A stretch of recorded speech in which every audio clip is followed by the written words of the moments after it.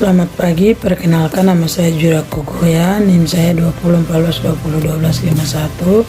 Saya kuliah di Universitas Pembangunan Indonesia, Fakultas Ilmu Keperawatan. Di sini saya akan membawakan materi tentang efisiensi bahasa praktisi pengaruh reminiscensi terapi terhadap fungsi kognitif pada lansia dengan demensia.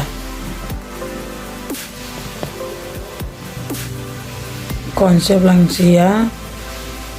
Pengertian lansia merupakan tahapan terakhir dalam proses kehidupan.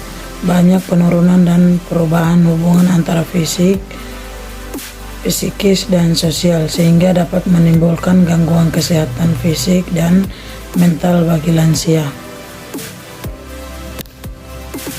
Batasan usia lansia. 1. Batasan umur lansia menurut Organisasi Kesehatan Dunia.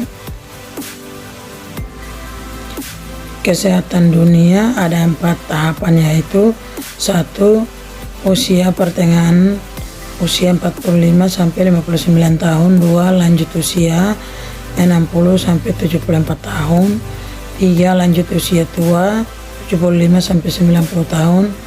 4. Usia sangat tua, usia 90 tahun. Perubahan lanjut usia: penuaan, perubahan mental, perubahan psikososial, perubahan psikologis.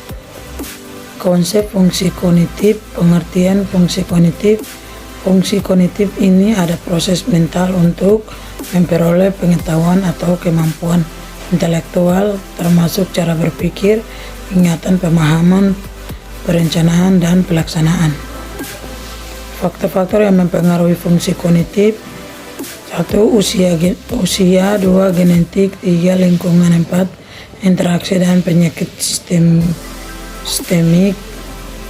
Alat ukur fungsi kognitif ada MMSI, merupakan pemeriksaan status mental singkat dan mudah diaplikasikan yang telah dibuktikan sebagai instrumen yang dapat dipercaya serta valid untuk mendeteksi dan mengikuti perkembangan gangguan kognitif yang berkait dengan penyakit neurodegeneratif.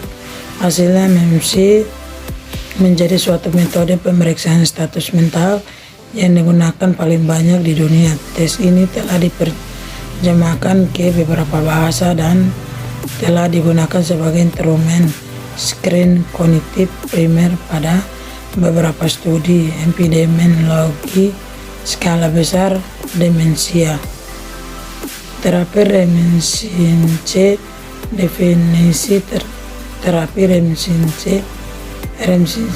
Terapi merupakan suatu metode yang berhubungan dengan memori yang berguna untuk meningkatkan kesehatan mental dan kualitas hidup lansia. Manfaat terapi reminiscensi. Terapi reminiscensi bertujuan untuk meningkatkan harga diri dan membantu individu mencapai kesadaran diri dan memahami diri, beradaptasi terhadap stres, dan melihat bagian dirinya, konteks sejarah dan budaya.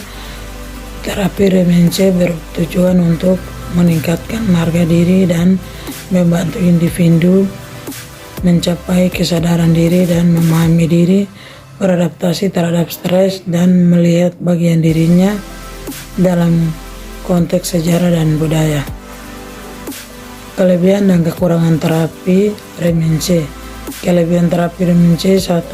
Meningkatkan harga diri. 2. Membantu individu mencapai kesadaran diri. 3. Memahami diri. 4. Beradaptasi terhadap stres. 5. Melihat bagian dirinya dalam konteks sejarah dan budaya. 6. Meningkatkan kualitas hidup. 7. Meningkatkan sosialisasi dan hubungan dengan orang lain. 8. Memberikan stimulasi kognitif. Kekurangan terapi reminiscensi. Terapi reminiscensi selain memiliki kelebihan, terapi ini juga memiliki kekurangan. Tidak hanya mengingat pengalaman dan kenangan yang menyenangkan, tetapi ada juga hal lansia yang mempunyai kenangan buruk yang dikhawatirkan dapat memicu gejala depresi dan memperberat gangguan mood. Akibatnya, hal ini akan memperburuk kepada lansia yang akan mendapat terapi dan akan terjadi penolakan oleh lansia jika terapis tidak dapat mengantisipasi hal tersebut. Ya, di akhir video ini kami tak lupa untuk mengajak adik-adik yang baru lulus tahun ini SMA atau SMK bingung mau masuk kampus mana, ayo bergabung bersama kami di kampus kami di Universitas Pembangunan Indonesia Manado, lebih khususnya di Fakultas Ilmu Keperawatan. Terima kasih.